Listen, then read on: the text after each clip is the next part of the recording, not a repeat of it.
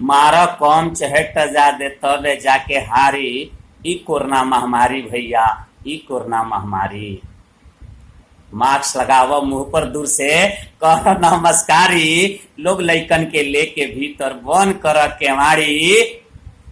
कुटनी काकी से कह द कि जन जाई गुन सारी। आ गोविंद के गुण घोरही गाई, अहम बहम उतारी।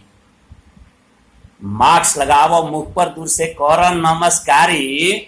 लोग लइकन के लेके भीतर बंद कर केवाड़ी। आ कुटनी काकी से कह द कि जन जाई गुन सारी।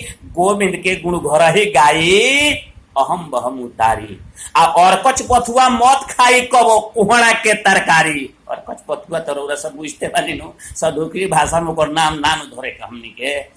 और कच पथुआ मत खाई कबो कोहड़ा के तरकारी। अरे मार कम चहेट जादे तबे जाके हारी। ई कोरोना महामारी भैया, ई कोरोना महामारी।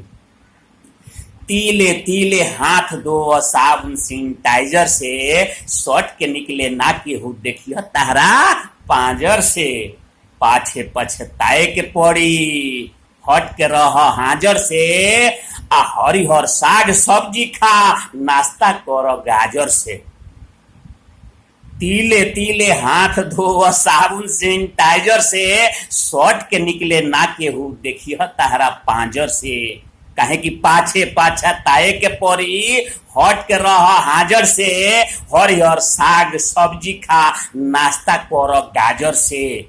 गोल बना के मत घूम, गोल बना के मत घूम, इहे बाहुसियारी। आ मार कम चहेट जादे तबे जाके हारी। ई कोरोना महामारी भैया, ई कोरोना महामारी। एकर लक्षण का बा? नेटा पोटा नाक से गिरे, नेटा पोटा नाक से गिरे। दर्द बुखार भारी, आ सांस लेवे में संकर पकर, छींक बेसुमारी।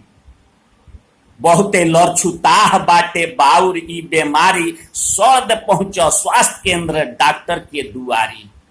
नेटा पोटा नाक से गिरे, दर्द बुखार भारी, सांस लेवे में सकर पकर, छीके बेसुमारी। बहुते लड़छुताह बावे बाउर ई बेमारी। सर्द पहुंचो स्वास्थ्य केंद्र डॉक्टर के दुआरी। दवाई के दाम न लागी, दवाई के दाम न लागी, मंगनी सेवा सारी। अरे मार कम चहेट जादे तबे जाके हारी। ई कोरोना महामारी भैया, ई कोरोना महामारी। आखिरी आवश्यक बाती बा, तनी ध्यान देहब। हाथ मिलावल गले लगावल नइखे करत सूट। हाथ मिलावल गले लगावल नइखे करत सूट। साझे सवेरे काढ़ा पियो जड़ी बूटी के कूट, ई सूट करता। हाथ मिलावल गले लगावल नइखे करत सूट। साझे सवेरे काढ़ा पियो जड़ी बूटी के कूट। आ कर कमाई, राम नाम धन धौल तू लूट। लॉकडाउन में मिलल बा सोरहनिया सबका छूट। ऐसा मौका फेर आई आ कि एकरा पहले आइल रहल हा। चिंता कइले बा बूढ़ भोग कहीं का। हाथ मिलावल गले लगावल नइखे करत सूट।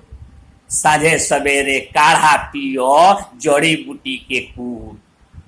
कर कमाई, राम नाम धन धौल तू लूट। लॉकडाउन में मिलल बा सोरहनिया सबका छूट। छुए छूत से निरालाई पूरा पांव पसारी।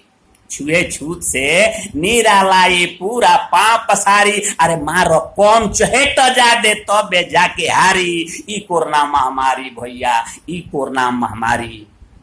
रौरो में अगर हिंदुस्तानी खून बा तेकरा के तनी आगे बढ़ा दी, आ नहीं तो कोनो बात नहीं खे। धन्यवाद, थैंक यू।